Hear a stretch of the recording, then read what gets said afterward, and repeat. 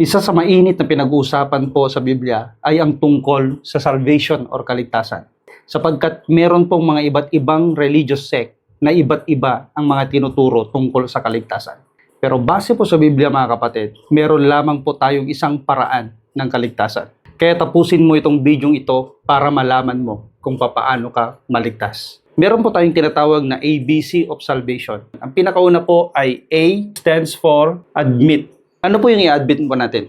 Ano yung aaminin natin? Dapat aminin po natin na tayo makasalanan. Sapagkat marami pong mga tao, hindi po nila maamin-amin sa kanilang mga sarili na sila'y nagkakasala o nagkasala. Actually po, marami pong mga tao pag sinabi pong meron silang kasalanan, sasabihin nila, wala naman akong inaapakang tao. Wala naman akong kaaway. For them, yun po yung matatawag po na kasalanan. Pero ang totoo po, isang paglabag lang po sa kautusan ng Panginoon, magiging makasalanan na po tayo. Bakit kailangan natin umamin? Alam niyo po mga kapatid, ang pag-amin ay isa pong pagpapakumbaba sa harapan ng Panginoon. Napakahirap pong umamin sa kasalanan kapag wala pong pagpapakumbaba sa puso. Aminin man natin o hindi, lahat po tayo nagkasala. Yan po yung sinasabi po sa Romans 3:23. Lahat po tayo ay nagkasala at wala pong nakaabot sa pamantayan ng Diyos. At ang sabi din po mga kapatid ng Romans 6:23, ang kabayaran ng kasalanan ay kamatayan. Ngunit ang kaloob ng Diyos ay buhay na walang hanggan. So kung tayo ay nagkasala, dapat tayo ay parusahan. Subalit ang sabi po ng 1 John 1:9 na kapag kinumpisal po natin ang ating mga kasalanan, ang ating Diyos ay tapat at makatarungan,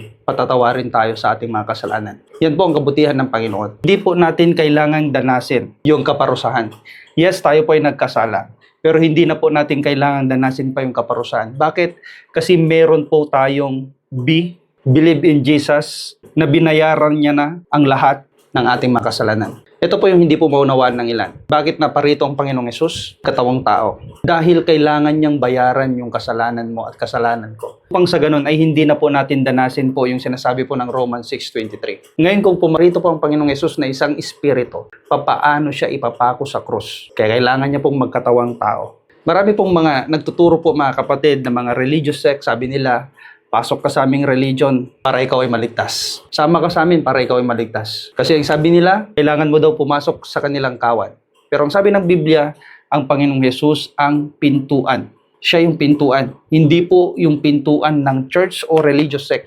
Magkaiba po mga kapatid yung pintuan ng kalangitan at pintuan ng ating religion. Si Jesus po lamang yung pintuan. Sabi po ng John 3:16, memorize po natin ito. Gayon na lamang ang pag-ibig ng Diyos sa sanlibutan at ibinigay niya ang kanyang bugtong na anak upang ang sinumang sumampalataya sa kanya ay magkaroon ng buhay na walang hanggan at hindi siya mapapahamak. Kaya mga kapatid, wala pong ibang tagapagligtas kundi ang Panginoong Hesus lamang. Sabi din po ng John 14:6, in-emphasize po ng Panginoong Hesus, I am the way, the truth, and the life.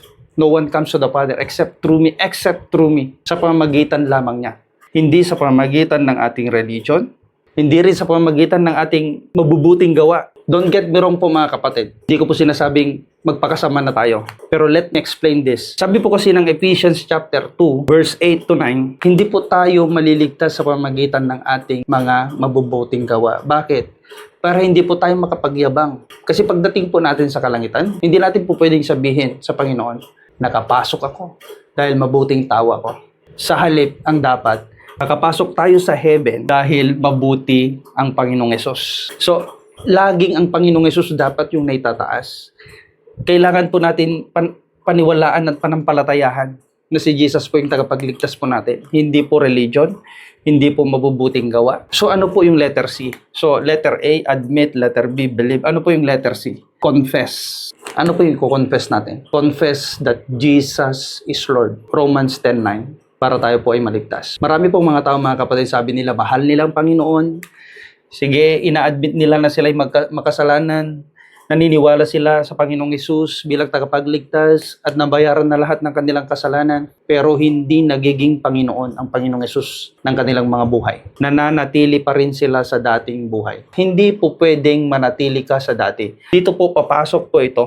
Kasi pag ikaw at ang Panginoong Hesus ay nagkaisa, doon po magbubunga ng good works or transformation na sinasabi po ng 2 Corinthians 5:17. Hindi po pwedeng manatili ka sa dati. Nagkakaroon ng transformation the moment na may encounter mo ang Panginoong Hesus sa iyong buhay. Kapag hindi na bago ang buhay mo, kapatid, baka malamang mali yung pagtanggap mo o tinanggap mo lang sa nguso at hindi sa puso ang Panginoong Hesus. Kailangan po natin isa pusong pagtanggap po sa Panginoong Hesus or else mga kapatid, wala po talagang makikitang pagbabago. Yung good works po ay napakadali pong gawin kapag meron na si Kristo sa buhay mo. Pero kapag wala si Kristo sa buhay mo, hindi totoong nasa iyo ang Panginoong Hesus, magiging hipokrito ka lang. Magiging mabuti ka lang pag may nakakakita. Pero pag totoong nasa iyo ang Panginoong Hesus, magiging mabuti ka kahit walang matang nakatuon, walang matang nakakakita. Dahil para sa iyo, ang accountability mo sa Panginoong Hesus na, hindi na sa mata ng tao. Siguro ang tanong ng ilan, paano tayo matatransform? Kung dati kang manginginom, nandun pa rin yung desire mo para uminom.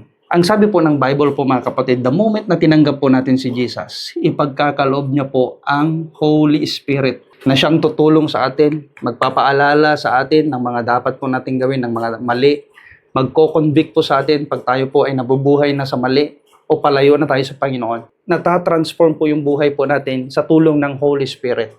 So wala pa rin tayong ambag dahil hindi natin kayang magbago. Hindi natin kayang gumawa ng mabuti sa mata ng tao at sa mata ng Diyos, ng totohanan, kapag wala ang presence ng Holy Spirit. So ang bottom line, si Jesus lang. 100% yung dahilan kung bakit tayo po ay maliligtas. Hindi po ako, hindi po pastor mo, o hindi sino man, kundi 100% ang credit kay Jesus. Wala tayong ambag. Lahat ng ginagawa po natin after po nating tanggapin ay magagawa natin dahil sa presence ng Holy Spirit. Kaya na po maliwanag po mga kapatid, ang kaligtasan na itinuturo po ng Biblia. Wala pong ibang kaligtasan maliban kay Jesus lang. Pag merong nagturong iba na kaligtasan maliban kay Jesus, kapatid, wag na wag kang maniniwala. Only Jesus ang nanggaling sa kalangitan, bumaba nagkatawang tao. Sabi po ng Book of Timothy, He is the only mediator between God and mankind. God bless you. Purihin po ang Diyos ng buhay.